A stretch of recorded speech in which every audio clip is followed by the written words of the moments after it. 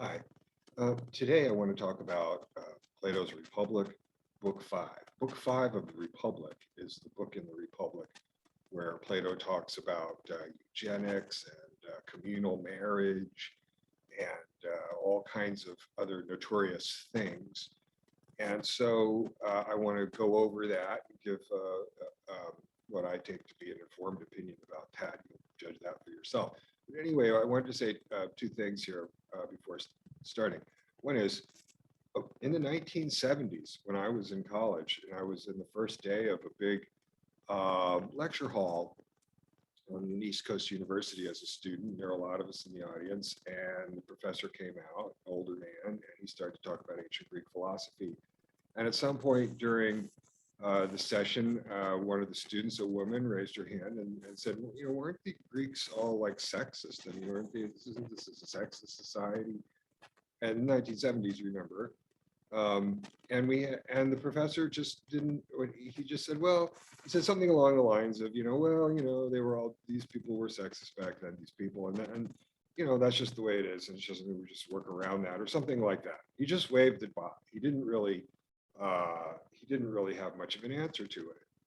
And all these years later, as someone who, I'm a humanities teacher, I teach undergraduates about Plato a lot. And I think you really need to do better than that. So, and meanwhile, nowadays, actually, one of the things that's happening with Plato scholarship is there are a lot of women coming into the field. And part of that is because of their interest in these issues of sexism and sex roles and feminism that Plato discusses. He actually discusses in the Republic, as we will see. So, so I think, this is something that wants to be gone over fairly carefully. And also, I would point out from a teacher's point of view that Book 5 of the Republic, if you're working through the Republic, is one of the books that really calls for the most discussion. People are, after all, the times have changed. We're really interested in this. So, all right, well, let's get to it then. Yes.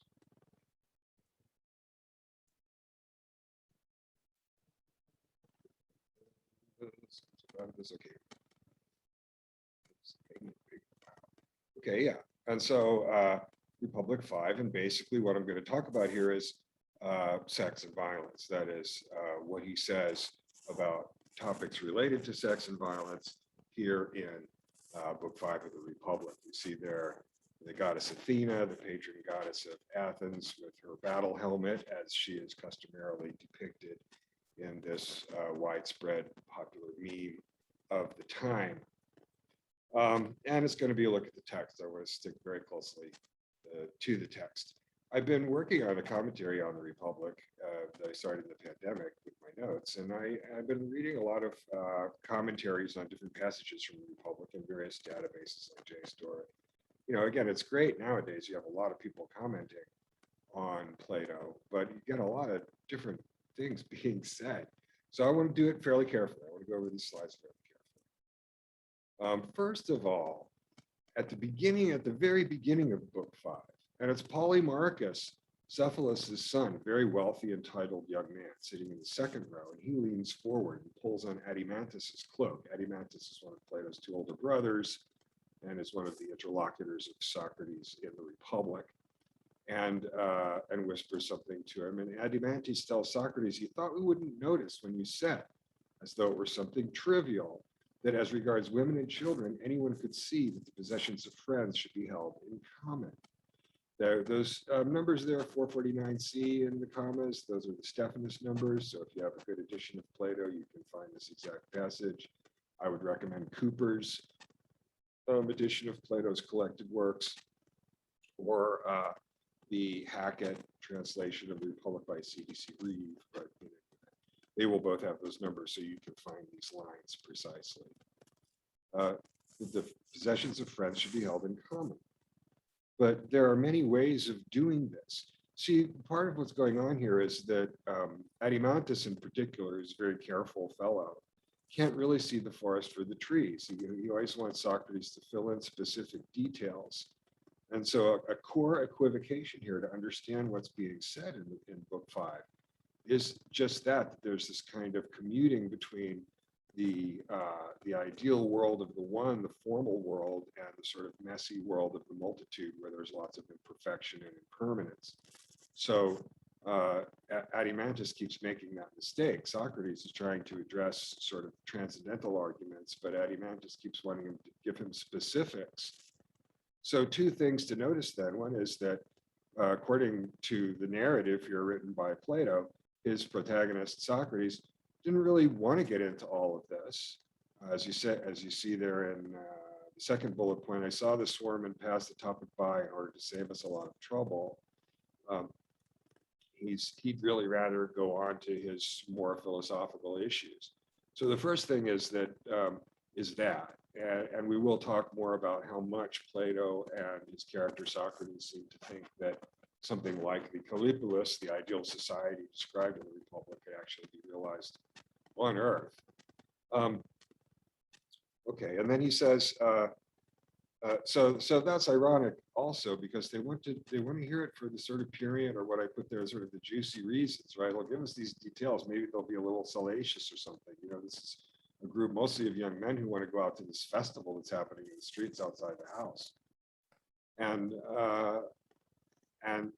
that's ironic, because what we're talking about here is very mid-millennial, axial age teachings about the transcendental soul having the discipline to control the passions of the body. I mean, that's sort of the main message of the teachings. So, so that's the irony of it. Let me read that last bullet point. One can feel both secure and confident when one knows the truth about the dearest and most important things, speaks about them among those who are themselves wise and dear friends. But to speak when one is unsure of oneself is frightening. I'm afraid that if I slip from the truth, I'll drag my friends down as well.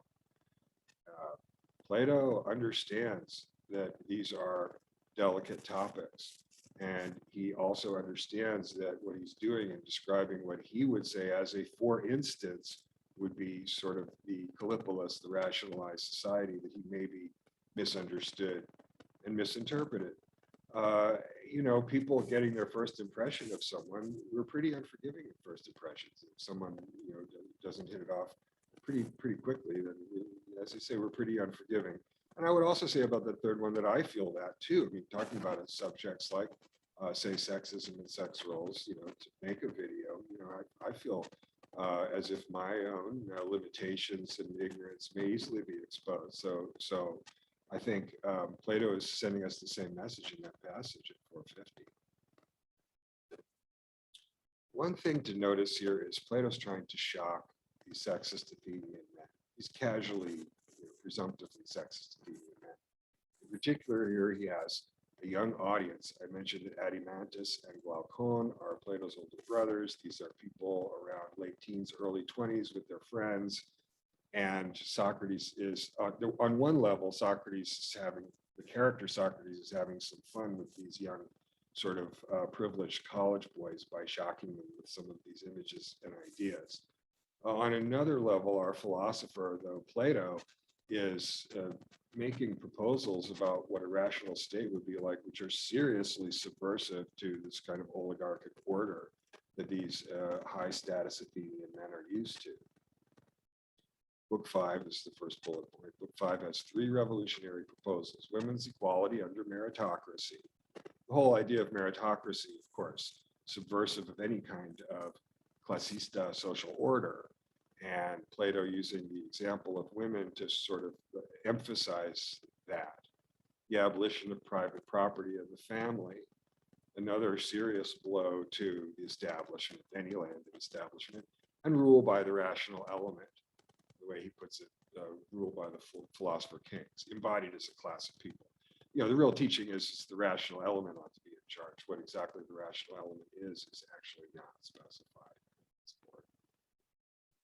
All 3 proposals, the meritocracy, communal property, and the rationalization of society, represent existential threats to the oikos, family lines of dynastic landed nobility. Again, when I say Socrates shocking the young gentleman, you know, this is what's going on. And so there's a Swiftian, as in Jonathan Swift, kind of element here. Some of it is actually satirical. All three proposals suggest that the wealth and privileges of Athenian noblemen are undeserved. The future trial and execution of Socrates hangs in the air. I think you'd be also getting here at some of the really core subversive ideas of Socrates. And the real historical Socrates was a Stoic, actually, who was very critical of conventions and laws and that sort of thing. Last bullet point, it's hard to know what Plato would have thought. I mean, Plato was writing and writing in a way that was trying to shock and satirize the views of some of these Athenian gentlemen. That a upper class Greek male readership is what he had, what he expected, and what he was writing for. And it's almost unimaginable that 2,500 years later, we have a society where the intellectual class, at least, there has general commitments or to feminism, to social justice, and kind of gender justice of all sorts, and so on. This has actually been a big deal in our social culture for a few decades, and these days it's as strong as ever. And we also have a kind of politicized sort of pop psychoanalysis where we're sort of always reading between the lines of what people say and trying to figure out what the real attitudes sort of are. And so the Republic is now under that kind of scrutiny, which I think is great. And I pointed out that lots of women have come into philosophy really because of Plato's treatment here in the Republic. I think that's actually kind of literally true. So that's something also to bear in mind. Also, just something that's remarkable, I think. So we want to get right to it. As I say, is he sexist? What is it about? I do want to get to the issue of actual sex briefly. So as I say in that first bullet point, when I was a student in the 1970s, our ancient Greek philosophy professor just waved the question away. There's these sexist people, and maybe even just said, yeah, but so what? Just forget it. And today, Platonic studies has a solid cadre of feminist scholars, leading stars like Martha Nussbaum, one of the best professional philosophers that we have today, specialists like Gail Fine, whose book on Plato's metaphysics is one of the best treatments of the topic in recent years. And the other thing there in that first bullet point still, it's an important point that Plato himself is conscious of these questions.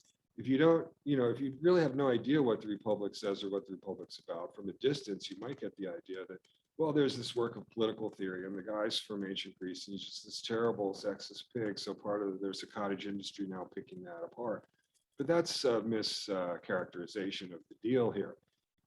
Plato is discussing sexism. He's discussing sex roles. He's discussing social functions in the relationship to sex. He's raising the issues. He's thinking about these things. He's not just the subject. He's not just the sort of object of our disquisition. Plato's the one who brought this up in this book.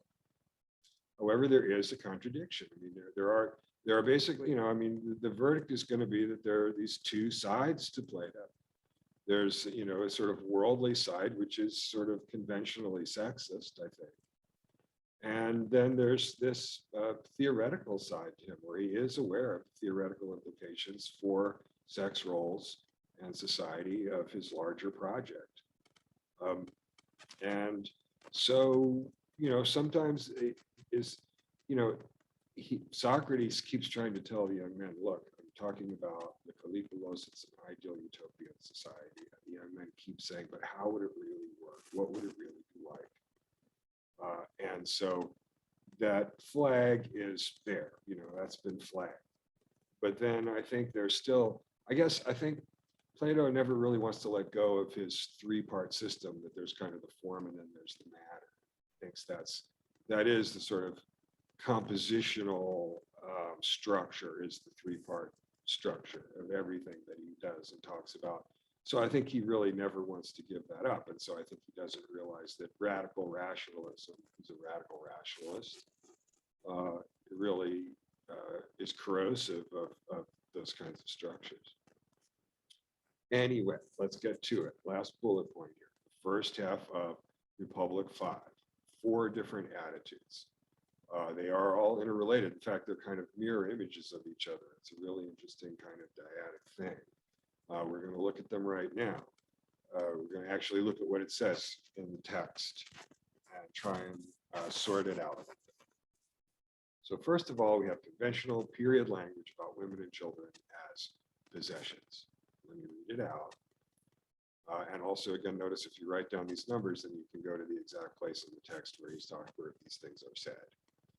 At 451c, Socrates says they must continue filling out the thought experiment to discern the right way to acquire and use women and children among the guardians.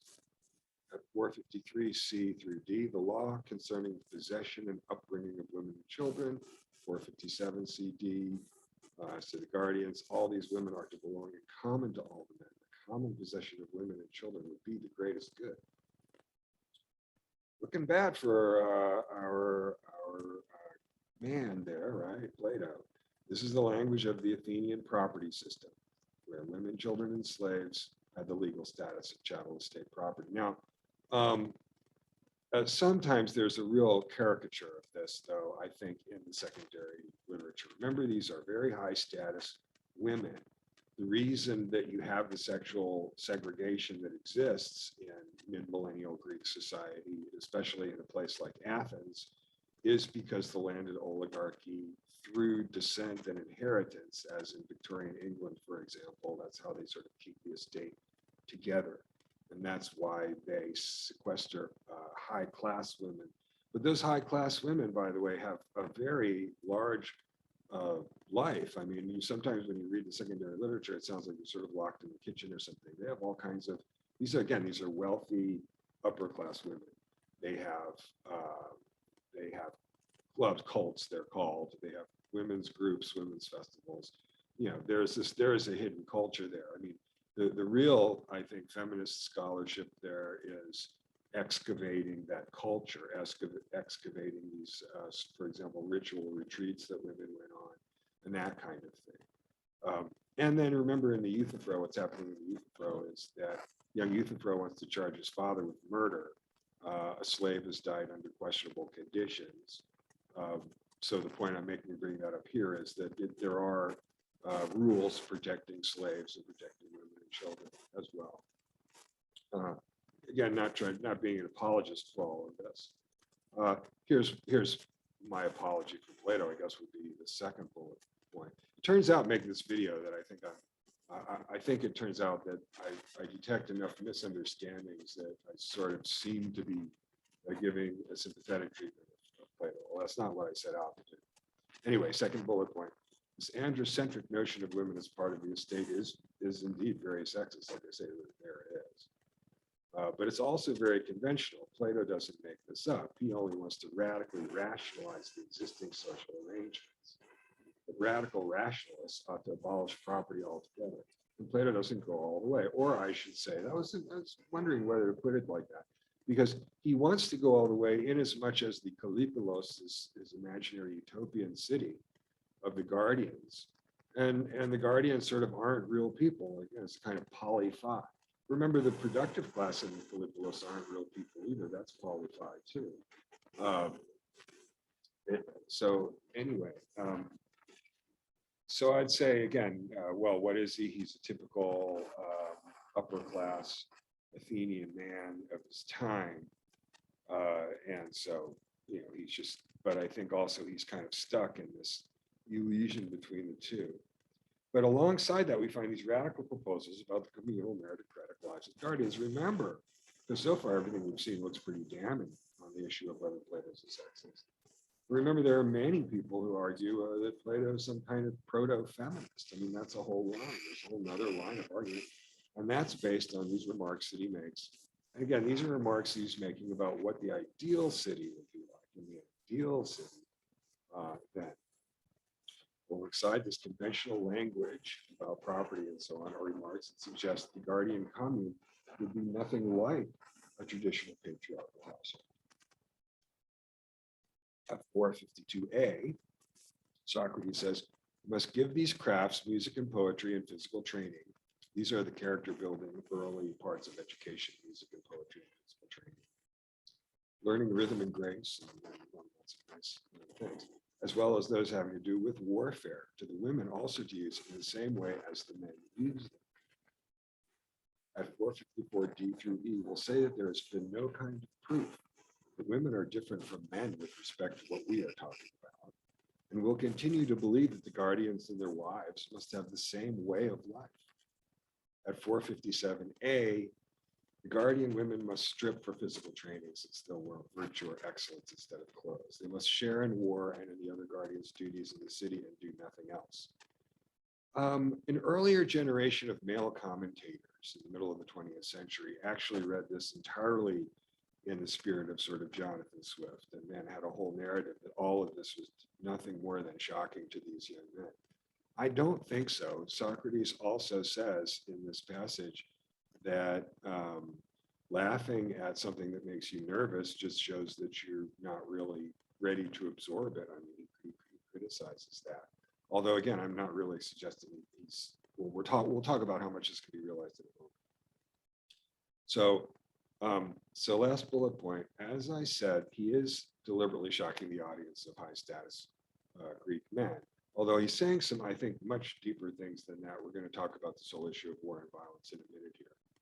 But for now, B, Plato is intent about bringing masculine nature, particularly male violence. He's got this kind of conceptual polarity between women giving birth and men killing, which is kind of preposterous, but it's a trope that he has.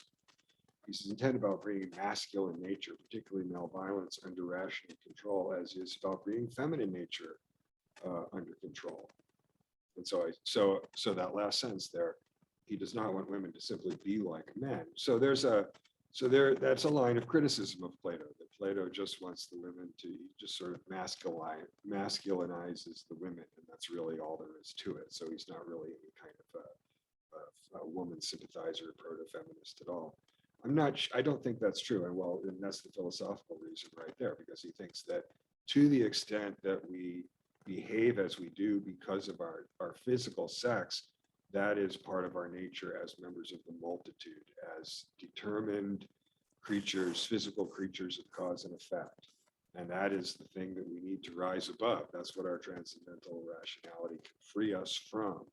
So, and he thinks then in book 5 here of the Republic that, gee, you really have to rationalize childbirth, but he thinks, yeah, you really have to rationalize the application of coercive violence and killing as well.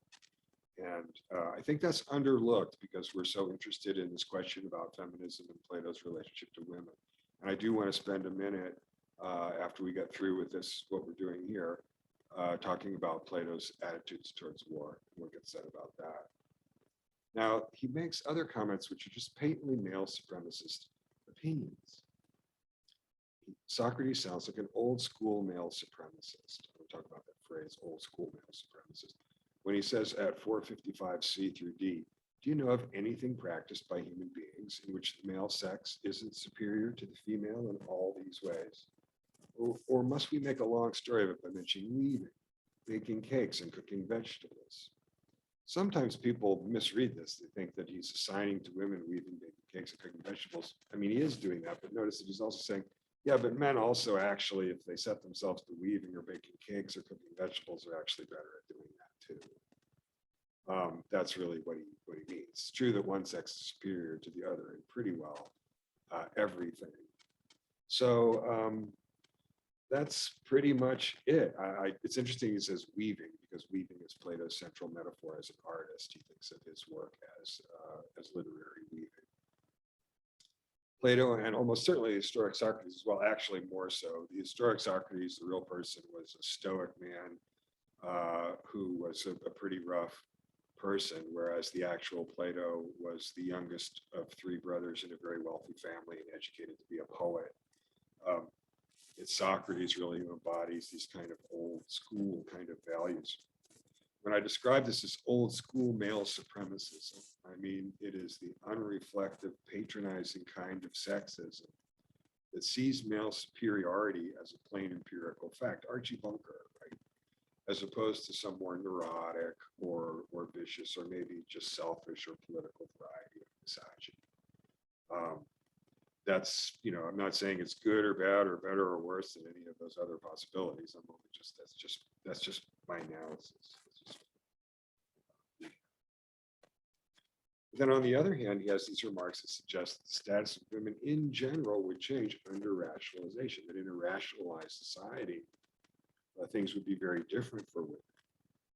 At 454C through D, Socrates says being bald-headed or long-haired makes no difference to one's abilities as a cobbler, a shoemaker, and whether you're a man or a woman is going to be the same. Then that's the analogy, is whether you're bald or you have hair. It doesn't make any difference at all. And in as much as any function is one such that the sex of the person isn't going to make any difference to that extent, then of course it's just absurd to make any distinction in terms of assigning roles or functions to people in your society. What is relevant is that a male and female, this isn't very different from something that we just assume about society right now, of course. What is relevant is that a male and female doctor have souls of the same nature, but a carpenter and a doctor have different ones. That is, that each person is doing the job that they are most psychically suited for. In fact, he says here, the only difference in their natures, in as much as we're talking about these kinds of social functions, is childbearing versus begetting, although there's more to say about that. And he explicitly states the difference has no bearing on craftability at all at 455D. There is no way of life concerned with the management of the city that belongs to a woman because she's a woman or a man because he's a man. The various natures are distributed in the same way in both creatures. Now, one thing I'm going to talk about a little bit more in a moment, but notice that he does mean to change the nature of collective violence. He does mean for communal violence to be different from passionate private violence. And integrating the guardians by sexually integrating the guardians is a key strategy for doing that, a key technique. Aristotle's criticism of Plato's vision of rationalized society and his politics was that in a community without difference or distinction, politics would not exist, it would have no function. Aristotle always thinks that Plato's up in the transcendental stratosphere, and Aristotle's criticism of the Republic in his book, The Politics, is just, look, what politics is just different people and different kinds of people making out arrangements to coexist with each other. So, when you communize everything in this idealized way, it doesn't do us much good, because what we want to know about is the art of different people getting together, getting along with each other. Plato values rationality above all. And like Kant, the Enlightenment thinker, Plato too thinks that to the extent that we're rational, we're all the same. So we ought to be able to get to some kind of comedy and unity on the rational level, and that might be the thing that can help us overcome our various sectarian differences. It's part of the idea here. But then he cannot avoid the implication that socioeconomic classes, including gender, in as much as that's a socioeconomic category, which among other categories, after all, it sort of is, and that's sort of the point, right, would be dissolved under radical rationalization. He doesn't want to go all the way. I think that's really kind of programmatic, because he just wants to preserve this tripart structure of form, interaction, matter, and he wants that to run through the whole composition, including the political theory part. So I think that's that's a programmatic reason, I think, that's holding Plato back from realizing that if you radically rationalize the society, you really wouldn't have any class differences at all. All you'd have would be a kind of meritocratic system. Well, so again, how do we explain Plato's contradictions? Because we see here's a man who seems like the other men in his community, have these sort of patently sexist attitudes, and yet at the same time we see that he's got a political theory that is highly subversive to the existing status quo, and he understands that and means for it to be, and he directly addresses the status of women in those teachings. Well, first bullet point, some Enlightenment social contract theorist, Thomas Jefferson, who also owned slaves, Plato has some contradictions, and they'll have to stand the worse for him. And Plato also belongs to a slaveholding society. His family was wealthy and powerful and owned haciendas in the country. They had slaves. I think in the Enlightenment, it's their naturalism, but I have a video about that. It's a different topic. However, it's clear enough that throughout Book 5, Socrates is commuting between describing things in terms of the many and describing them in terms of the one. And that's where the internal contradiction comes from. This has been forced on him by Adimantus and the rest, who want concrete details about what Socrates sees as transcendental topics. And he's sort of forced to tell them this. I went through the 4 examples of language in those 4 slides. The first and third slide,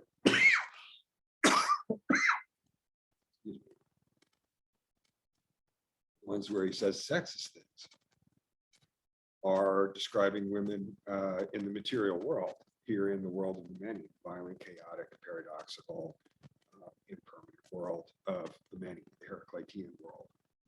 Well, 2 and 4 are describing women in the Kallipolos, in the rationalized society after the rational revolution, united with the word. And 1 and 2 are about civil life, and 3 and 4 about personal life. So it's pretty systematic. And again, I'd say at a minimum, we have to see that Plato could very well, I mean, he certainly understood the contradiction. Socrates keeps telling the young men, warning them off of this. So at a minimum, yes, he understands that much. But, I think it turns out that this is what he really thought about. This must be very sophisticated. This may be philosophically and in terms of being something of interest to people, maybe this is the biggest deal. Plato against the notion of biology as destiny. Because remember, Plato is often pilloried as the great sexist here, right? So I would just point out this. Some feminists are hostile to arguments motivated by biological sex differences, seeing this type of explanation as mostly a justifying rationalization of sex roles. Sympathetic, but I'm not sympathetic to the talk rules, different topic. Second bullet point. Plato rejects biology as destiny arguments. As we've seen, Plato's not at all complacent or smug or rationalizing about the women having women's role in that sense. For one thing, he's against reductive materialism in general. Okay, and so that kind of biologically rationalized sexism is a kind of reductive materialism, right? That these behaviors and these social roles and so on are by virtue of these underlying biological facts. And Plato rejects that when I believe it's the Crito, when he's explaining why he's not fleeing Athens to avoid his execution. He says, look, if it was my skin and my bones and my muscles that were the explanation of my movement, then I would have fled to Megara long ago. But it's my principles and my values, my loyalty to the city and so on. These are the ways you explain my behavior. So we certainly don't have, in fact, we have a philosopher who, as philosopher, is even more, if anything, concerned with this point. So third bullet point, everything should be in common except that the females are weaker and the males are stronger. Male dominance is a feature of the contingent, irrational, and oppositional world of the many, like the fact that we get sick and die, or that gravity is in effect. And in that way, right, but he says it's strictly brute, right? There's nothing, there's no moral weight to it. It's just a contingent thing. And I could have been born a woman. Could have been born a man. The last bullet point is the most important. The last thing Plato would agree to would be the idea that some material situation was morally justifiable because it was natural. It was okay for the men to beat up the women because they were big and strong. The corrupting nature of the material plane is exactly what the rational moralist resists. And again, remember, and I'm going to talk about this more, it follows from his whole program that male violence also needs to be rationalized and brought under rational control. Plato sets his face against the dictates of physical nature. So again, if you're someone who is suspicious and wary about, explanations, justifications from the biological level of description and explanation, as many social critics, including feminists, are, then Plato's with you. That's what Plato thinks too. That's Plato's teaching. Let's talk about this passage about the abolition of the nuclear family. We see a lot of that discussion in Marxist literature, like Engels' family, private property of the state from the 19th century. Of course, by now we can see that the systematic issue is the child rearing and bearing, family attachment, and not least sex itself are irrational features of the world of the many. The rational state must control this means of reproduction on the premise that the passions of the individual have no moral standing versus the interests of the commune. Now, is that just something that Plato sort of plunks down there in some sort of totalitarian way? Does Plato just decree that the passions of the individual have no moral standing versus the interests of the commune? No, he doesn't. That's a substantial philosophical thing for him to say, because he believes that it is the rational formal structure of the world in which humans participate, that he's not Kant. He's a metaphysician. He thinks that is the source of value. That's what makes this a universe where intelligible things come to be, things that can be understood. And he has what you call a univocal theory of value. That is, he thinks value only comes from that one place, from this sort of fact of the formal organization of the world that we see most clearly when we think about mathematics. So that's his reason. Again, doesn't mean he's right about it. I think a lot of contemporary philosophy and aesthetics is a reaction against Plato. That's another reason to understand what Plato says. So that's why. I mean, he thinks passion literally has no moral standing. In that sense, he is like Kant. He's not like Kant, that he doesn't think that the formal organization of the world is a projection. Second bullet. Following this logic out to its extreme, Socrates proposes a strict eugenics program of arranged breeding and systematic infanticide. Infanticide is pretty shocking. I would point out it was also a common way of killing badly deformed children and other kinds of children. Remember, this is again in the middle of the first millennium BCE. But again, so he talks about it, but he tries to limit it to the guardian class and says, well, the productive class won't be involved in this.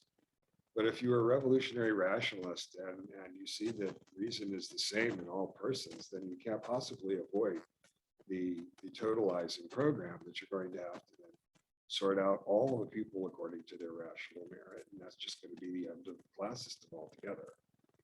And that's probably what he should have said. Again, that's my analysis. Last bullet point, and this one, these 20th century guys would say, well, this is all just a joke or something. The famous breeding lottery, which says that the champion fighters and the best among them will be told that they won a lottery and are rewarded with sex and parenthood. Now, that looks to me, again, it's very much like something you would read in Jonathan Swift. It's obviously very, very far away from anything that could be instantiated amongst real persons, and I believe that Plato is perfectly well aware of that. But it is problematic. There's two problems I have with the passage. He said that a rationalized society, this is something that's a tricky question to work with students on this one a lot. He stipulates that in the Kallipolis, everyone is satisfied because everyone's in their rightful place, and everyone understands that. So he just defines the rationalized state as a place where everyone is satisfied. So when you try and say, but people would, as Adimantus does, but people wouldn't be satisfied in a state like this, and so then you have this funny thing, well, he said by definition. But in any event, if that were true, you wouldn't have to have this lottery, this phony lottery. And also carnal sex, and also the timocratic pleasure, the honorable pleasure of parenthood, these are also values in the world of the many, in the world of the multitude. These aren't formal values. So, so here you see the whole thing really going off the rails. Does Socrates appreciate that on the spot? It seems like he sort of does. Now, I do want to talk about Plato and men because, again, because of our popular way of framing these issues, and we're interested in sexism and feminism. So we tend to go to the Republic if we're interested in the question at all. We tend to go to the Republic and say, "Well, is he sexist? You know, what about the sex?" And then also, as the men listening to Socrates at the beginning of the book 5, we're just sort of plain old interested in sex too, aren't we? So we tend to skip over, I think, or we don't pay as much attention anyway to what he has to say about war. And sometimes also commentators nowadays will say, "Oh, well, here's another reason why these guys why he's a sexist sort of patriarchal person, because look how much he loves war. He's all warlike." And that's really missing the point. I didn't make a slide for this, but every single man in the Republic is already at the time a veteran of war, and about half of them meet violent deaths in the future, including the young men, including Polymarchus and his friend who he's sitting next to. They are murdered not too many years after this dialogue takes place. Anyway, the people whose status and privileges would most immediately and obviously be threatened by Plato's radical rationalization are the men, the patriarchal system in any event. In ancient Greece, as in many societies then and now, marriage was understood as an arrangement between two families, oikos, not an emotional bond between two private lovers. We are seeing this old world, new world conflict still today. Under communal marriage, the seat of dynastic male power would be wiped out for the guardians in favor of the commune. This also, by the way, I mean, it's important to understand that these people have a lot of sexual segregation, and in particular, the high status women are segregated because of their legal relationship to the estates. And this is one of the reasons why the high status men are just with all the other high status men all the time. The guardian commune, there would be no need for a male heir to maintain the family name and line of inheritance of the family estate. There would be no progeniture, that's what you call it, and no need to worry about being cared for and protected in old age by adult sons. It's completely subversive. Male guardians would not enjoy material status. They'd also forgo the social status according to traditional heroic male honor in favor of a mysterious sort of status about which Socrates can say a little more than to reassure his leaders that would satisfy them. You know, the guardian class is not a socioeconomic class. In fact, as someone pointed out the other day, under this political system, all the wealth goes to the productive class. The guardian class, the administrative class, isn't going to take any of the wealth at all.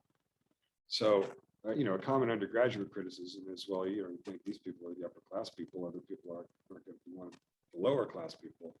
But we're really not talking about classes here in any kind of sense of material wealth. Control of violence.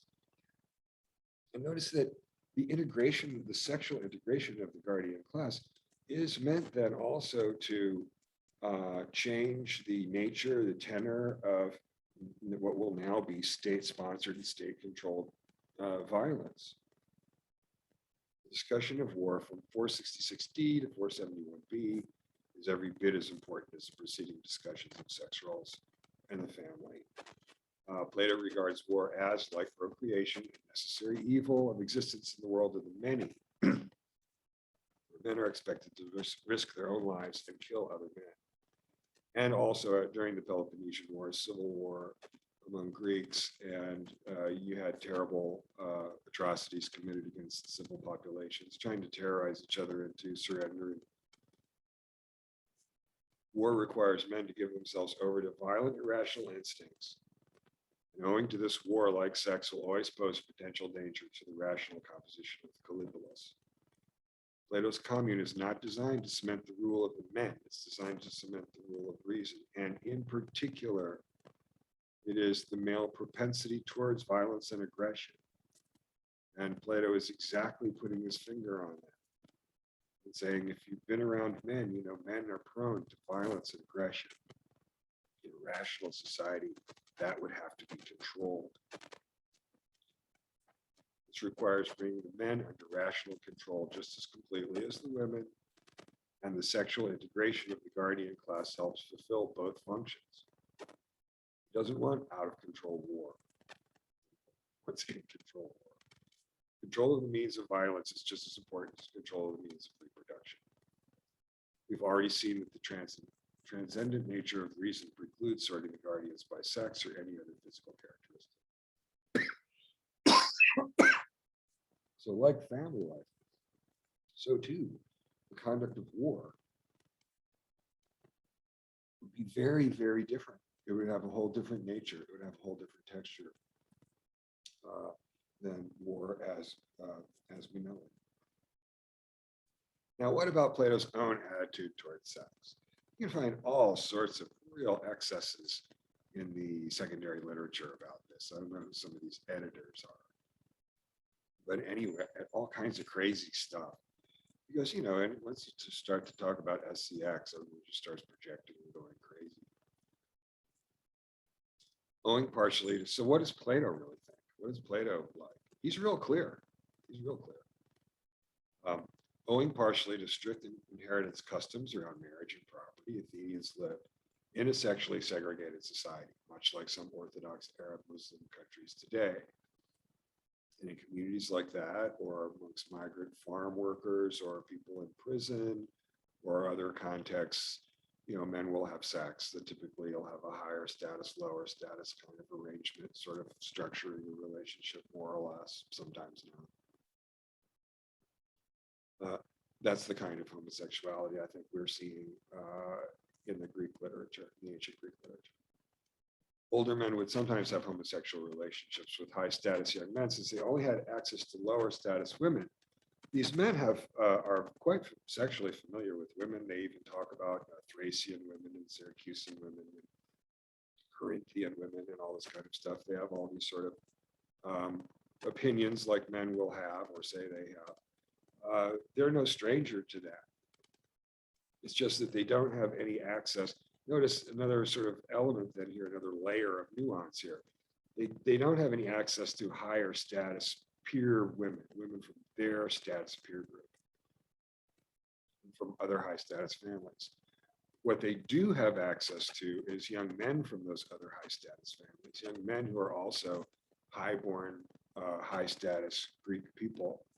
And so that's another, again, that's another level or nuance about these relationships that they have. You know, it's the only way they can have sex sometimes is with younger men.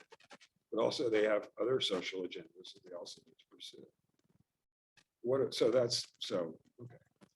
What about Plato? Plato's very strict, and this is where Christianity and Islam get this from, right? The original sin is being incarnate, being of the flesh, as in John Milton's Paradise Lost. We are between the beasts and the angels. That's the human condition. That's all straight ahead form matter Platonic dualism. Again, that's where they get it from. He's against recreational sex. He's against any.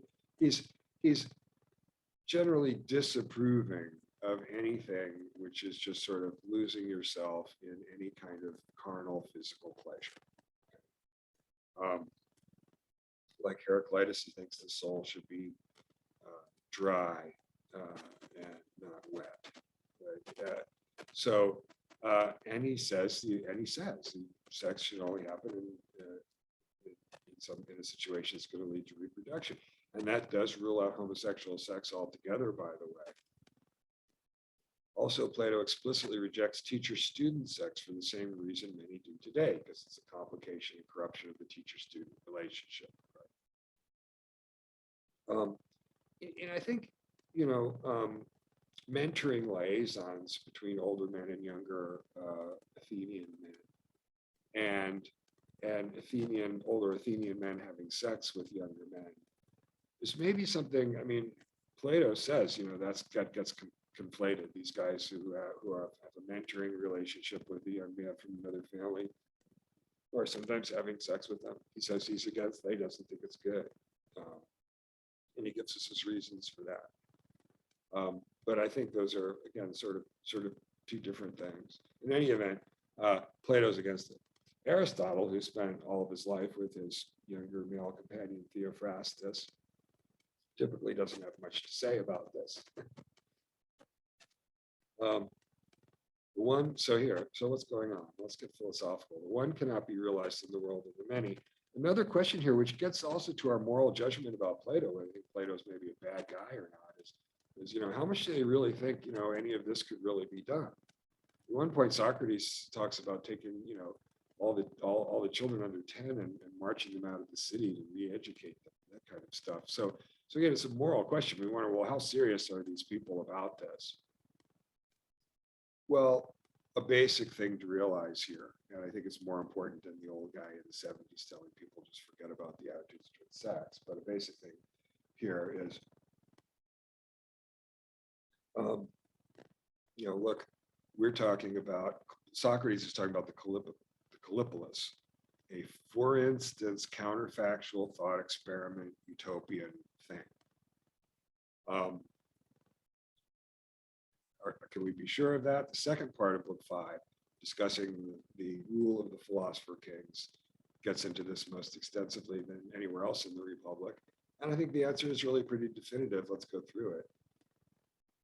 By comparing the most just to the most unjust man, we could come to agree about ourselves as well, that the one like them would have a portion of happiness like theirs, but we weren't trying to discover these things in order to prove that it's possible for them to come into being. We wouldn't dismiss a painting of a beautiful human being because that figure could not come into actual being. Socrates and the group were working on a theoretical model of a good city. Do you think our discussion will be any less reasonable if we can't prove that it's possible to found a city it's the same as the one in our theory? Not at all, says Glaucon. Socrates and Plato both, I think, really could not be clearer on this point. It is in the nature of practice to grasp the truth less well than theory does. If we're able to discover how a city could come to be governed in a way that most closely approximates our description, I would be satisfied with it. In fact, there is some talk here about it would be nice, and there could be the right number of things all coming together, the stars lining up so that somebody could do the experiment. And of course, we know that Plato later goes out to Syracuse and tries to advise Dion, the tyrant there, not to good effect, but he tries it. So step out here then. So, that's kind of the best that I can do at this point. I mean, again, what am I doing? Well, we're just taking these issues, particularly the issue about sex and sex roles in book 5, seriously. Not like it was when I went to college back in the 70s, when people just didn't think that was really that much of an important thing to talk about. So we've tried to talk about it as an important thing. If I said anything that you can use, take it with you. If not, take it for somebody else. That's the spirit in which I do these things. Just trying to have understanding. What is my conclusion? I think that, on a personal level, in the world of the multitude, he's pretty much a regular, high status, privileged Athenian slave-owning gentleman, mostly for the worst. But in his theory, he clearly understands a little bit, at least, about the implications of his theories of rationalization and rationality, and the formal rationality of the world as being the source of value. And he clearly understands the implications that has for social organizations, which he clearly understands, as things stand, are a mix of contingent biological origins that didn't have to be that way, and socially constructed arrangements which also don't have to be that way. So anyway, there are a lot of really interesting stuff here. So let's give this philosopher credit for I would say, in a fairly fearless way, going after his own limitations and trying to figure out the implications of his own theory. As I say, I didn't go into this being all that sympathetic to Plato, but you never know what's going to happen having done this video over the past couple of days. I guess I'm trying to inoculate him against some common misconceptions that are maybe a little too cheap. And can we get maybe to more trenchant and deeper criticism? So maybe that would be a useful thing that we might accomplish. Anyway, I'll stop talking. Okay, bye. I'll see you.